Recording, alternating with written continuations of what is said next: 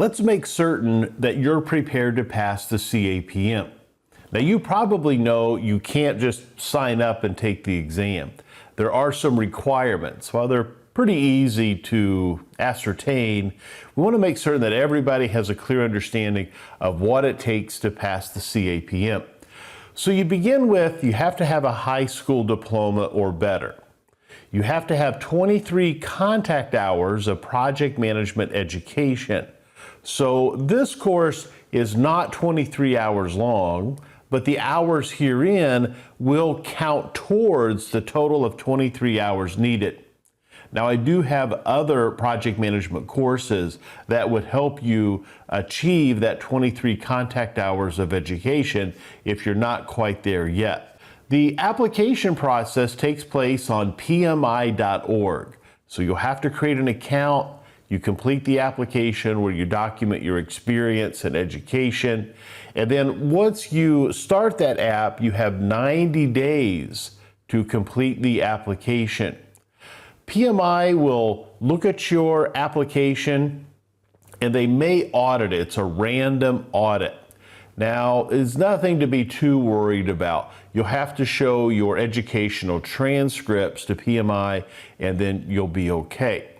You have 90 days to complete the audit. So if you get selected for an audit, you have 90 days to give them the information that they've requested. Once you're approved, you get your authorization to test letter. Now, once that letter has been given to you, you'll have 1 year to go and complete the exam. Of course, you don't want to take a whole year. I've met a lot of people who have procrastinated and they've actually let a year go by without taking the CAPM. So what happens? You have to start the process over. My advice is always to shorten any project because you get momentum and get it done. The longer you take to do anything, the worse it's going to be. So my advice is to complete your application as quickly as possible, prepare to take the exam like we're doing in this course, sign up and get it done, and then get back to life. You don't want to drag this out forever. The exam will cost you some money. The PMI members pay $225. If you're not a PMI member, it's $300. If you join PMI, which I actually recommend you do, it's $149, $139 every year, and then the initial year you have a $10 application fee. The benefits of joining PMI is you get free webinars. It's kind of my competition, but you get free webinars for PDUs, you get a newsletter, and you get access to resources online. But one of the best parts about joining PMI is going to your local PMI chapter meeting every month. Great place to network. They do some job sharing. It's a great place to meet other project managers. The CAPM certification maintenance requirements. So if you want to maintain your CAPM, you have to earn 15 professional development units per 3-year cycle. You can download this PDU handbook from PMI, which will tell you all the different ways that you can get PDUs. One of the easiest ways to get PDUs are through my classes. Educational content will help in your career, but it will also help you maintain your CAPM. Right now, we don't need to worry about that. That's after you pass the CAPM. So our focus is on you passing the exam. Let's talk about the test. 150 questions count towards your passing score. 15 of these questions, though, are considered pre-test questions. A little air quotes there. A pre-test question does not mean it's a question before your exam actually starts.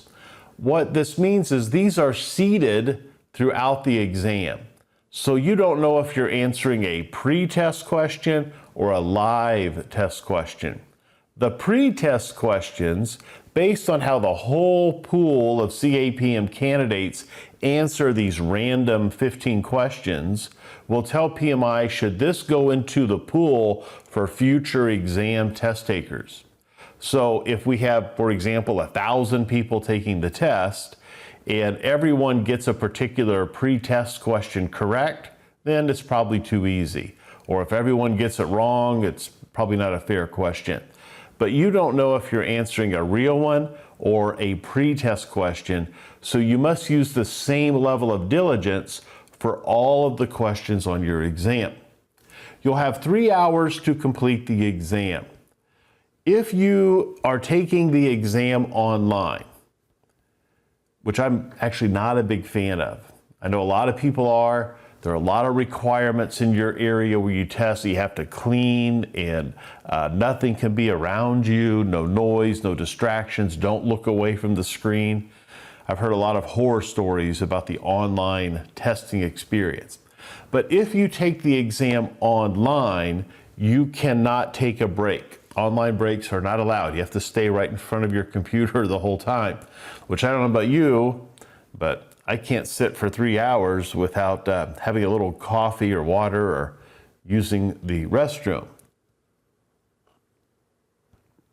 If you take your exam at a testing center, you can get up and leave the proctored testing environment and go to the restroom, but the timer will keep running. So there are pros and cons to each. You choose what's most appropriate for you. My advice is to choose the avenue that creates the least amount of stress for you. So if it's going to stress you out that you have to go to a testing center and put your stuff in a locker and they wave a wand over you, make sure you aren't sneaking anything in, and there's a camera on the room, that may be stressful to some.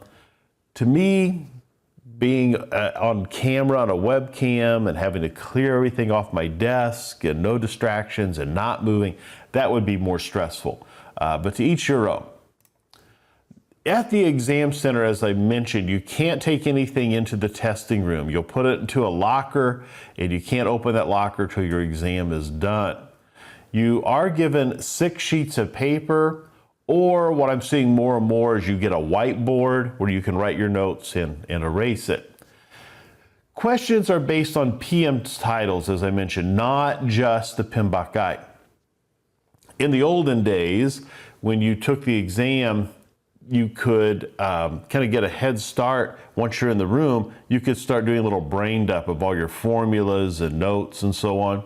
You can no longer do that now. You have to wait till the timer starts, then you can do a little brain dump of all of your notes or formulas or whatever key things you wanted to write down.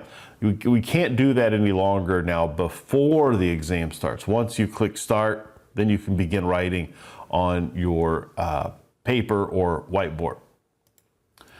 The exam itself is very easy to use. It's like any practice test you've taken online. If you've taken some of my practice tests or others, you can go forwards and backwards. You can mark questions for review. It's very logical.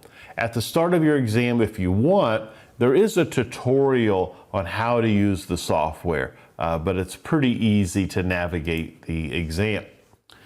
On PMI's website, and as a resource in this course, is the CAPM Exam Content Outline. I highly recommend, as part of this course, as part of your study efforts, you download the ECO, the Exam Content Outline. This is exactly what you're tested on. PMI will tell you what you're going to be tested on. So I highly recommend you get it and read it. And while this course is based on the ECO, I always recommend you go to the source and download the ECO. You want to make certain you have the most recent exam content outline. So study it, make sure you know every term that is given on the ECO. Very important to do. You get that at pmi.org. Look for the CAPM ECO. So this is what is in the ECO right now, what this course is based on. So we have project management fundamentals and core concepts. 36% of your exam, about 55 questions, is domain 1. Domain 2 is on the predictive, planned-based methodologies. 17% here on predictive, about 25 questions. Domain 3 is on agile. So agile is 20% of your exam, about 30 questions. Now this is interesting, this last domain, business analysis frameworks. 27% of your exam is on business analysis, which I'm not a big fan of, because why is BA merging into project management? That's PMI's decision. I think sometimes as maybe a junior PM or a team member, that they are the BA. So on your exam, regardless of our opinion, PMI has included the business analysis framework. So we'll spend some time here talking about the BA role and what this means, because it's 40 questions on your exam. So you really have to know business analysis. If you are not familiar with BA, highly recommend you look at my other course on business analysis, find a good book on business analysis, watch some YouTube videos on it. You'll want to really know the BA, be very familiar with the BA role and what that means to gather requirements. It's 40 questions on your exam. So don't skip over that. It's so important to take the time and to familiarize yourself with terms that you may not encounter in your role in the past. So the CAPM exam is all about the fundamentals of project management. That we're talking about the environment and project integration management. So we'll be looking at the 5 most important things: the scope, schedule, cost, quality, and resource management. Now we'll also take a look at some other knowledge areas: procurement, communication, stakeholder, and risk management. So we'll have a whole look at all of these different knowledge areas, but we really want to think about how does the project manager operate in different environments? The environment being predictive and agile, business analysis. As I mentioned earlier, the PMBOK guide is not the only resource for your exam. That all questions come from at least 2 references. So references include the 7th edition of the PMBOK guide. PMI's website includes a resource called PMI Standards Plus. We have the PMI Guide to Business Analysis, BA for Practitioners, the Agile Practice Guide, the Project Management Answer Book, Effective Project Management, Traditional, Agile, and Extreme.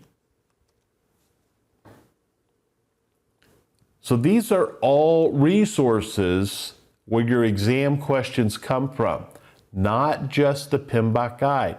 So many people get hung up on, oh, which PMBOK guide? The PMBOK guide is not a study guide. It's a guide to the generally accepted practices, everything that's out there in the project management body of knowledge. Your questions come from at least 2 of these different resources. So if you're only studying the PMBOK guide, you're not getting all of the information that you need in order to pass the exam. So it comes from all of these different resources. So that's why I kind of tell people over and over and over, all right, the PMBOK guide is not a study guide. It's not a prescription for project management. Your exam questions come from all of these different resources. PMI tells us this. They tell you this on their website and in the CAPM handbook and in the exam content outline. So you can read all of this stuff if you have the time or desire, great books, or what I'm doing is focusing only on the information in the exam content outline that thousands of others have done, and you can do too. As I mentioned, it's possible for your application to get audited. Audits are random. There's not a keyword that will trigger or prevent an audit. It's just random. It's not profiling. It's just a random chance that you'll be audited. And if you are audited, it's a very straightforward process of verifying your education, and then you go on and you're approved.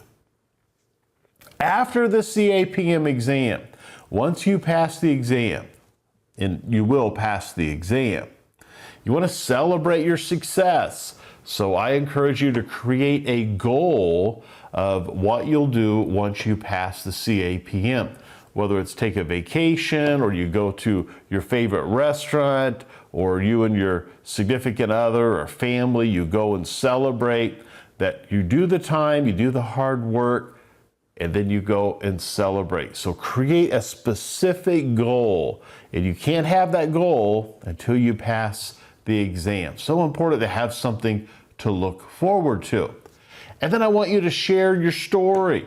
You can come back and review this course. You can come into our Facebook group or on LinkedIn and tag me in your success. Let me know how you have done, and I want to congratulate you for your success.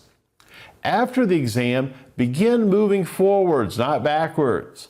What I mean by that is don't allow your CAPM to slip away. Maintain it with those PDUs that we looked at earlier.